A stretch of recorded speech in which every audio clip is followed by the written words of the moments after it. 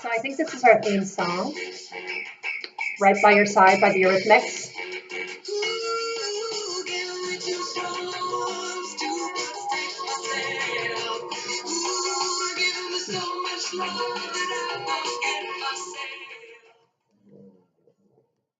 I think that works. Smart, sophisticated, romantic. I think that's what we're after here, too. I'm Victoria Dougherty. I am a blogger and Cold War thriller writer. And this is Love at First Write, which is a video diary that is chronicling my endeavors to write a great epic romance. Not a soft romance. I don't do soft themes. I dial up the love, I dial up the sensuality, and I dial up the violence as well and the conflict. And I like to take on big themes too. Themes like what would you do if the worst possible thing in the world happened to you? You know, what would your response system be? When would you be heroic? When would you fall short? Those are all going to be themes that I plan to incorporate in this, which I hope to make a series. And today, I would like to talk about male characters, in specific, men in love and war. And in order to get that conversation started, I want to tell you about an experience I had several years ago when I got to know these two groups of alpha males who were, both tremendously interesting and compelling. And I didn't realize it at the time, but I was making a character study of them both. So when I was about 25, I was living in Prague, and I got to know this group of war photographers. And they were smart, they were witty, they were charming, they were wild, they were very courageous. They risked their lives to do their jobs all the time, and not all of them came back.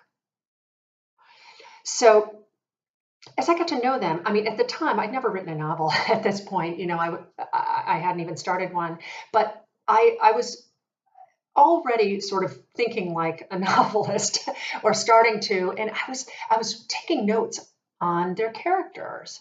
And I mean, I didn't know them too terribly well, but we hung out periodically, and I always had such a great time with them. And I would come home and I would write in my journal all about them as individuals and also them as a group, and the way they behaved, say, in a bar, the way they behaved around women. And let me share a little bit about what I noticed.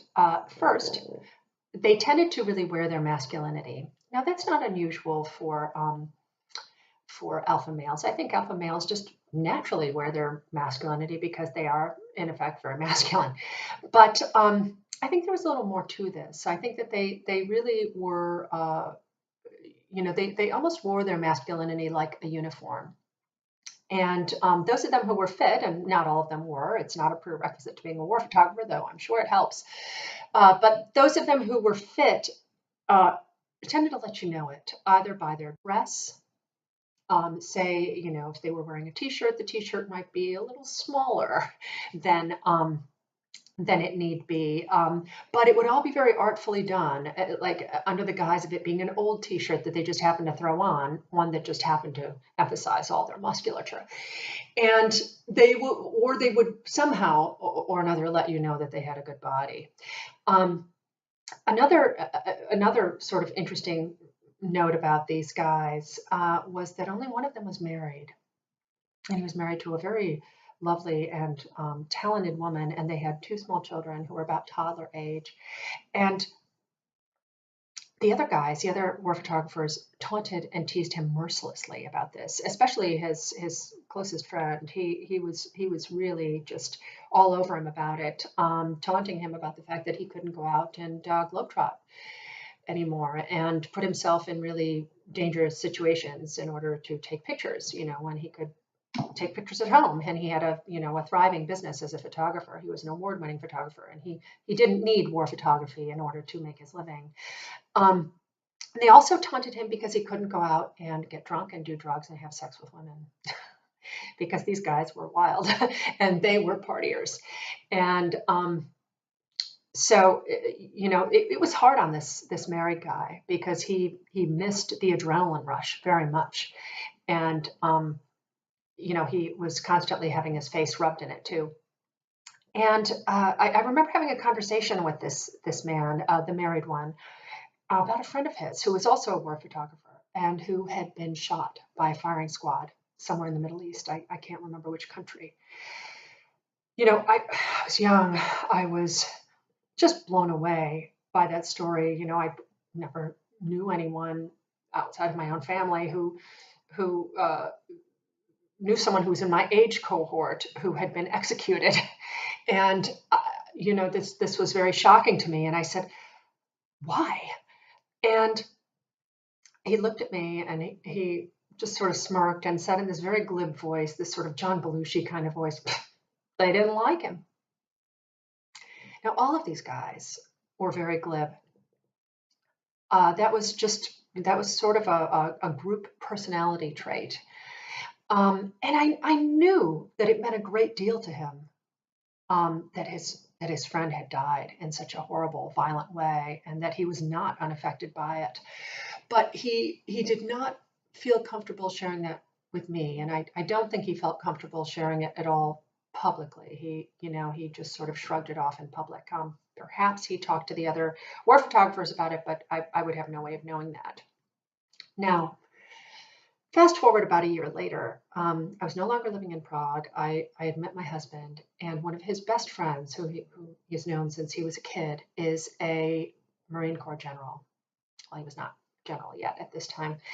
And I got to know his group of friends who were all Marines. And these were also very courageous men. These were also alpha males. And but I found the difference between the two groups quite striking. And there were also similarities, by the way. First of all of the Marines were fit. I mean, that is a prerequisite for being a Marine. Marines have to put 100-pound packs on their backs and run for 25 miles, and they do have to qualify physically in order to even do their jobs. So, I knew these guys were fit, but they didn't let me know that they were fit. They didn't wear tight shirts that were supposed to look nonchalant. They really did just throw on whatever clothes they had, and it just didn't really feel the need to let everyone know about their physique. It's also interesting because almost all of them were married and had children, and they took that very seriously. I can't even imagine a circumstance under which they would tease and taunt a friend of theirs for not going out and having sex with women and partying. I mean, it's just unthinkable. Part of their manhood, I think, whereas part of the war photographer's manhood was perhaps being glib and being overtly sexual and having sex with a lot of women. For these guys, their manhood was centered more around being good men, being good spouses, and being good fathers. And I also had several actually memorable conversations with my husband and now my friend about men he'd lost and friends he'd lost. And his grief was always very naked.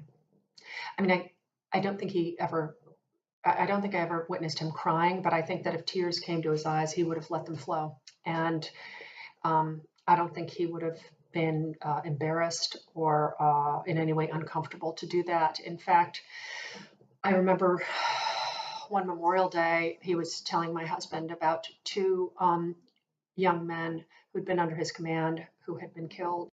And he told my husband the entire story of their lives and their interests. And at the end, he said, "Please tell your kids about them. I don't want them to be forgotten. They were wonderful people."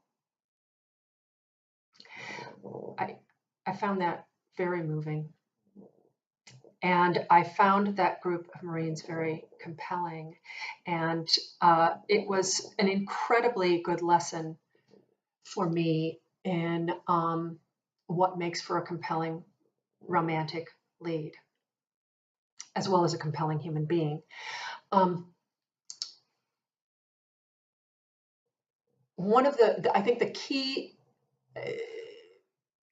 trait that really distinguished these two groups was a clear moral purpose.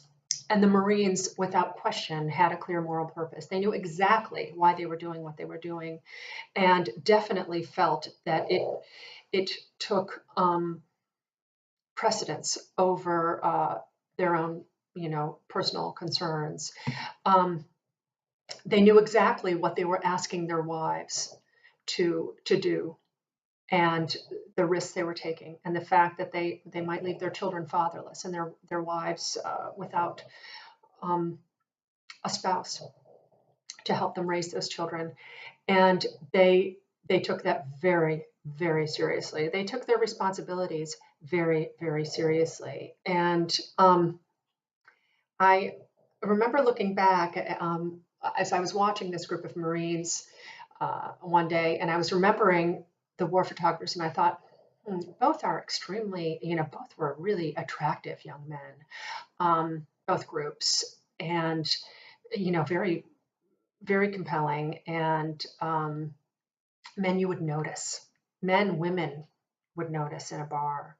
But I tried to imagine those two groups in a bar, and without question, I think that women would be drawn to the Marines over the war photographers. I mean, I think it would be instinctive that most women would gravitate towards them, because I think because of that clear moral purpose. And so, when we're talking about a male character, I think that clear moral purpose has got to be present. And if it is not present in the beginning, if perhaps he starts out as someone who doesn't have that sort of clarity, then I think he must develop it, or risk losing the audience's respect and attention, and not living up to his lover and her expectations of him, and falling short of those. So that is really the first sort of building block, I think, of a male character, is that clear moral purpose, or the development of that clear moral purpose. And certainly this is just the tip of the iceberg.